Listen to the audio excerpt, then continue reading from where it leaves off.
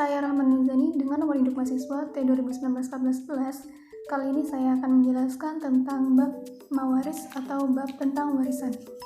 Berikut penjelasannya.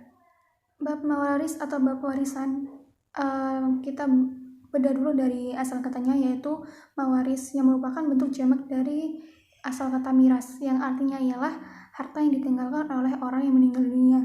Sedangkan secara istilah sendiri, mawaris adalah ilmu yang mengetahui orang yang berhak menerima waris dan orang yang tidak berhak menerima waris, yaitu juga menjelaskan tentang bagian setiap ahli waris dan juga cara pembagiannya.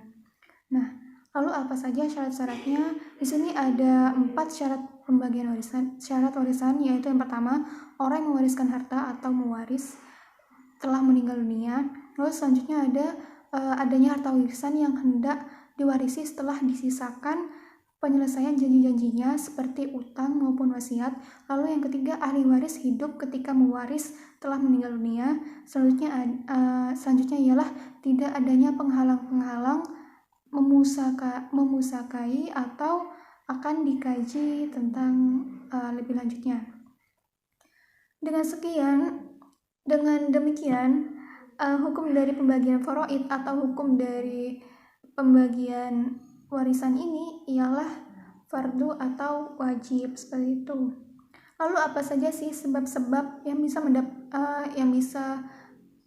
mendapatkan warisan? Yang pertama ialah sebabnya adanya hubungan keluargaan dengan orang yang meninggal. Yang kedua ialah adanya hubungan perkawinan. Yang ketiga adanya hubungan kegiatan seorang yang memerdekakan orang lain dari perbudakan atau dikenal dengan istilah al-wala. Selanjutnya adalah adanya hubungan agama, yang biasanya sebab yang terakhir ini dikarenakan seorang yang meninggal dunia tersebut tidak memiliki ahli waris yang harus diwariskan harta bendanya. Jadi warisannya itu diberikan kepada Baitul Mal, ya seperti yang kita lebih tahu.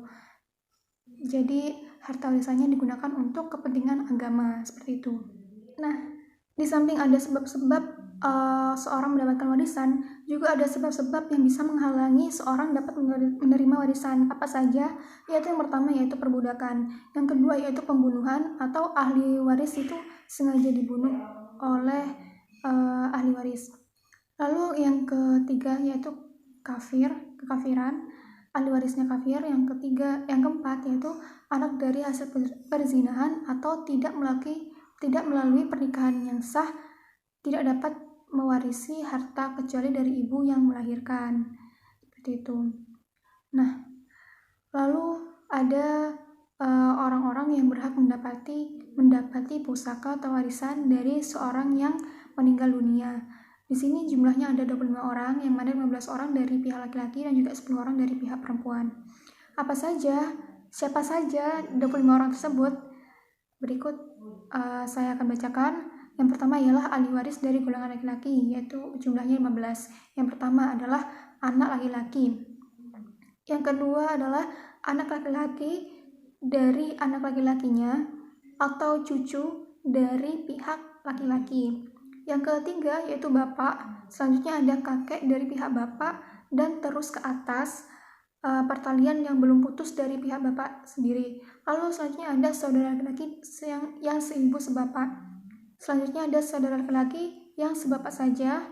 Di bawahnya ada saudara laki-laki yang seibu saja. Selanjutnya ada anak laki-laki dari saudara laki-laki dengan anak laki-laki dari saudara laki-laki yang seibu sebapak. Selanjutnya di sini ada anak laki-laki dari saudara laki-laki yang sebapak saja. Selanjutnya ada saudara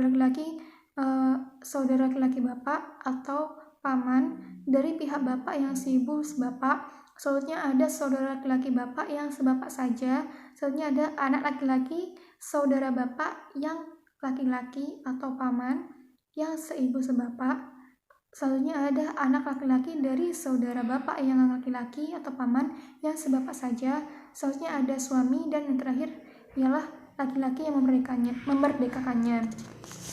Nah, selanjutnya di sini ada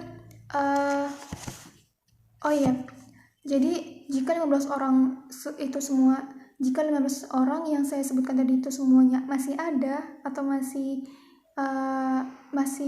hidup semua, maka yang mendapatkan harta pusaka atau mendapatkan harta warisan itu 3 orang saja, yaitu yang pertama bapak, yang kedua laki-laki, dan suami, seperti itu. Adapun ahli waris dari pihak perempuan di sini ada 10 orang. Yang pertama ialah anak perempuan, yang kedua ialah anak perempuan dari anak laki-laki, dan seterusnya ke bawah, asalkan pertaliannya dengan yang meninggal masih terus ada jalinan keluarga, seperti itu maksudnya.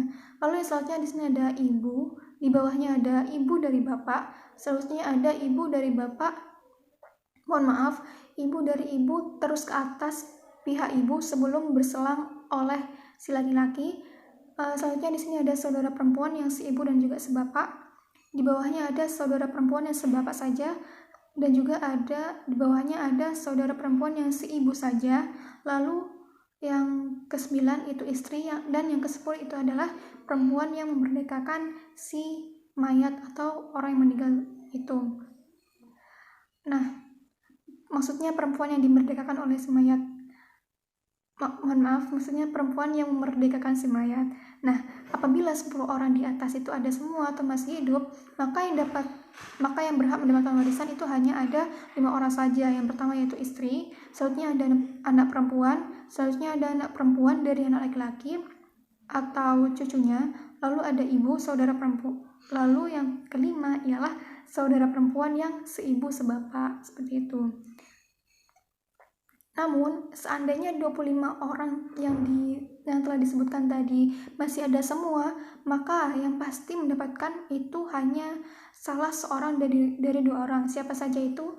Yaitu yang pertama suami atau istri, yang kedua ibu atau bapak, ibu dan bapak, lalu anak laki-laki dan anak perempuannya, seperti itu. Kita telah mengetahui siapa saja yang berhak mendapatkan warisan atau siapa saja ahli warisnya. Nah, dari itu kita juga harus mengetahui berapa saja besar pembagian dari warisan tersebut. Di sini ada dibagi menjadi 6 bagian, yaitu setengah, seperempat, 1/8, 2/3, 1/3, dan juga 1/6. Siapa saja yang berhak mendapatkan setengah dari warisan tersebut? Yaitu ada 5 orang di sini, yaitu yang pertama suami, yang kedua anak perempuan, yang ketiga cucu perempuan keturunan anak laki-laki, yang keempat saudara kandung perempuan, yang kelima ialah saudara perempuan yang seayah.